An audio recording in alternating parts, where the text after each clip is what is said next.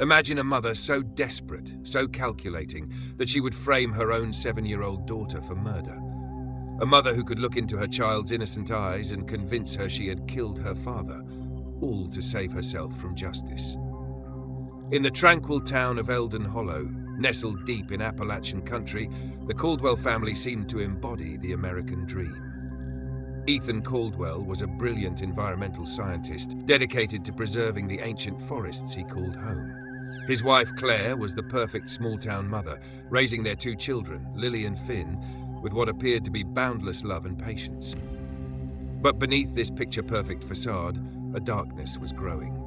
In 2024, October 31st, Ethan Caldwell vanished without a trace. His final messages to friends and family were cryptic and disturbing. "I don't have a family anymore." Some things can't be buried forever. Words that would prove horrifyingly prophetic. 3 weeks later, Ethan's body was discovered in the very woods he had fought so hard to protect. The brutal nature of his death, shot execution style from behind, spoke not of a random act of violence, but of calculated murder.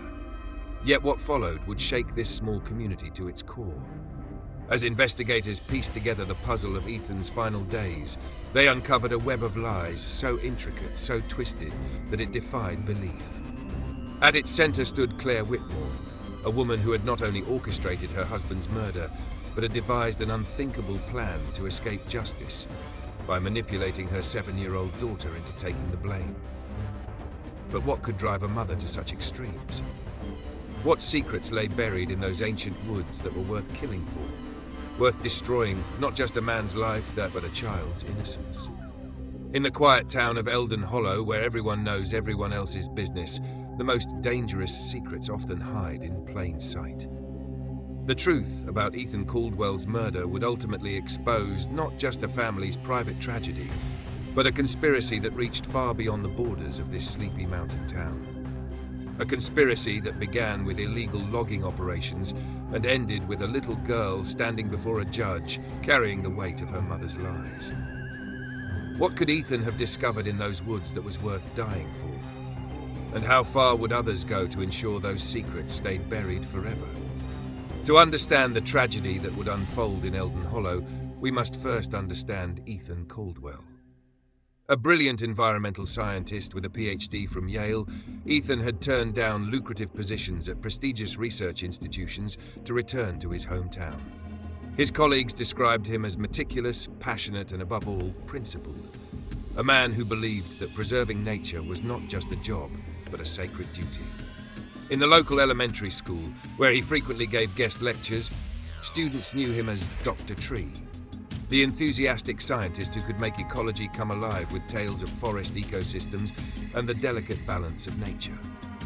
His own children, Lily and Finn, often accompanied him on his research expeditions, learning to identify bird calls and track animal movements through the ancient Appalachian forests. Claire Whitmore entered his life like a force of nature. Their courtship was a whirlwind. The dedicated scientist and the charismatic local business owner who shared his love for the outdoors. Within a year, they were married, settling into a charming Victorian house on the edge of town, where Claire's designer touch transformed Ethan's bachelor pad into a showcase home that frequently appeared in local magazines. To outsiders, the Caldwell-Whitmore family appeared to be living the American dream. Claire had become a pillar of the community, organizing environmental fundraisers and serving on the town council. Their children excelled in school, with 7-year-old Lily inheriting her father's passion for science, and 5-year-old Finn showing early artistic talent. Family photos posted on social media showed hiking trips, science fairs, and cozy evenings around the fireplace. But on Halloween night 2024, this carefully constructed image of domestic bliss shattered. Ethan Caldwell didn't return home from his evening research trip to monitor owl populations in the forest. His last message to his research partner, Marcus Grayson, was deeply troubling. "I don't have a family anymore." Hours later, a second message arrived on his sister's phone. "Some things can't be buried forever." Initially, the disappearance was treated as a potential accident. Ethan knew the forests better than anyone, but even experienced outdoorsmen could meet with misfortune. Search parties combed the woods while Claire appeared on local news, pleading for information about her missing husband. But as days stretched into weeks, whispers began to circulate through Elden Hollow. Some pointed to growing tensions in the marriage, noting Claire's increasingly frequent business trips and Ethan's mounting obsession with his work. Others recalled heated arguments about land development and conservation. The rumor mill churned with tales of betrayal, greed, and dark secrets lurking beneath the surface of their picture-perfect life. But as Marcus Grayson, Ethan's closest friend, began searching through Ethan's home office, he would uncover something far more sinister than small-town gossip. Hidden among research papers and environmental impact studies were photographs and documents that suggested Ethan had stumbled upon something dangerous, something that powerful people wanted to keep hidden. In the words of Marcus Grayson, the Ethan I knew would never abandon his family or his work without reason. Someone wanted him silenced. The question is, who else in Elden Hollow might be hiding deadly secrets behind a facade of small-town respectability? In the weeks leading up to his disappearance, Ethan Caldwell's behavior began to shift in subtle but significant ways. His daily routine of forest exploration, once a source of joy and scientific discovery, took on an almost obsessive quality. Dr. Laura Bennett, his research partner at the Environmental Protection Agency, noticed the change first. Ethan started taking his camera everywhere, even to sites we'd documented hundreds of times before. He'd spend hours reviewing footage, making notes about things he wouldn't explain.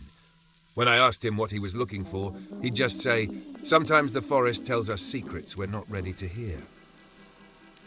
His usual evening walks to monitor owl populations became longer, more erratic.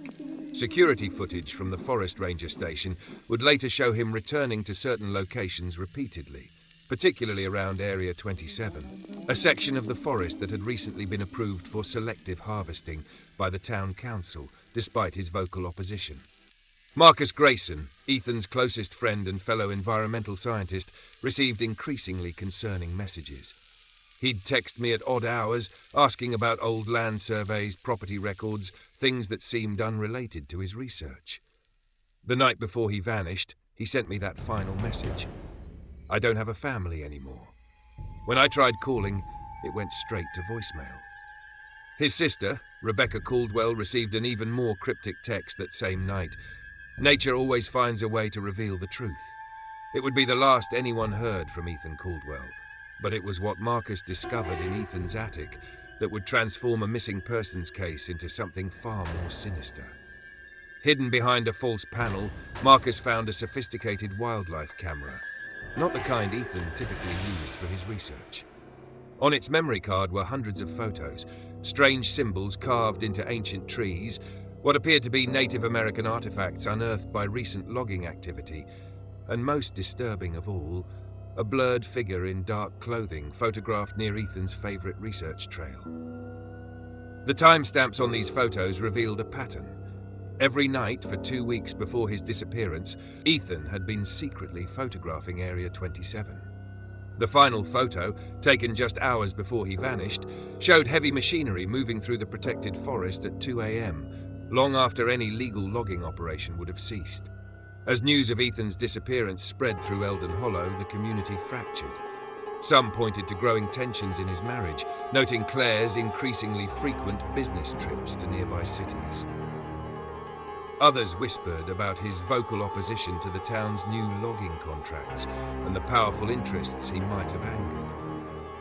Town Council member Dorothy Mitchell recalls the mounting tension. Ethan had become more confrontational at meetings, demanding to see documentation about the logging permits. He claimed something wasn't right with the paperwork, that protected areas were being cleared illegally. The last time I saw him, he told me he had proof that would bring down the whole operation. But perhaps most telling was what investigators found in Ethan's office computer, a draft email never sent, addressed to the Environmental Protection Agency's Criminal Investigation Division. The subject line read, "Urgent, evidence of criminal activity in protected zones." The body of the email was empty, but attached were several encrypted files that would take investigators weeks to decode. As Marcus Grayson stood in Ethan's attic, surrounded by photos and cryptic notes, the true nature of his friend's disappearance began to take shape. If Ethan didn't leave willingly, he wondered aloud, then where is he now? And what did he uncover in these woods that was worth killing for? Sheriff Elena Vasquez arrived in Elden Hollow with a reputation that preceded her. In her 15 years with the department, she had never left a murder case unsolved. Within hours of taking over Ethan's disappearance investigation, she noticed something that others had missed. Claire Whitmore's carefully crafted grief wasn't quite reaching her eyes. In my experience, Sheriff Vasquez would later testify, the truly bereaved don't remember their alibis quite so perfectly. Mrs. Whitmore could account for every minute of October 31st, down to the exact time she checked her email. That's not grief, that's preparation. But it was Claire's digital footprint that truly betrayed her. 3 days after Ethan's disappearance, while search parties combed the woods, someone logged into his email account. IP records traced the login to Claire's laptop. More disturbing still were the messages sent from Ethan's account. Carefully worded notes to colleagues about taking a sudden sabbatical, each one designed to suggest he had left voluntarily. Those who had known Claire longest saw these actions as the culmination of a years-long transformation. Laura Bennett, who had been friends with Claire since college, noticed the change. The Claire I knew was warm, spontaneous, always putting her kids first. But something shifted after she joined the town council. She became calculated. Every action, every word seemed to serve some hidden purpose. The investigation took an unexpected turn when Lily and Finn, exploring the attic while staying with their aunt, discovered a hidden compartment behind their father's old research materials. Inside was a leather-bound journal containing detailed notes about illegal logging operations, maps marked with potential burial sites, and soil samples that would later test positive for industrial pollutants. Most chilling was a series of photographs showing clear cutting in protected areas, each marked with GPS coordinates and timestamps. Financial records revealed another layer of deception. In the weeks following Ethan's disappearance, Claire had systematically sold off his research equipment, rare book collection, and even his prized telescope. The transactions, totaling over $50,000, were carefully structured to avoid banking oversight. Owen Calloway, the children's tutor, emerged as another person of interest. Neighbours reported seeing his car parked near the Whitmore property late on October 31st, hours after he claimed to have left for the evening. When questioned, Calloway's story began to unravel. Security footage from a gas station 5 miles from Area 27 showed him filling a gas can at 1:47 a.m. on November 1st. The breakthrough came when investigators decoded the GPS data from Ethan's hidden camera. The coordinates led them to a remote clearing deep within Area 27, far from any authorized logging sites. There, beneath a shallow grave marked only by a recently disturbed patch of earth, they found Ethan Caldwell's body. The autopsy results were unequivocal. Dr. James Morrison, chief medical examiner, the victim was shot once in the back of the head, execution style, with a .22 caliber weapon. The angle and powder residue suggest the shooter stood directly behind him, no more than 2 feet away. This was not a crime of passion or self-defense. This was a calculated execution. Yet as Sheriff Vasquez pieced together the evidence, a disturbing question emerged. The murder weapon was never found. The gas can from Calloway's car had vanished. And Claire Whitmore's phone records showed a call to an unlisted number just minutes after Ethan's last text message. Who else had been in those woods that night? And what were they trying to hide? Just as the prosecution thought they had built an airtight case against Claire Whitmore, a new voice emerged from the shadows. Daniel Rourke, a local contractor with ties to the logging industry, walked into the sheriff's office with a confession that would reshape the entire investigation. "I helped her cover it up," Rourke admitted in his recorded confession. "But I swear to God, I didn't pull that trigger."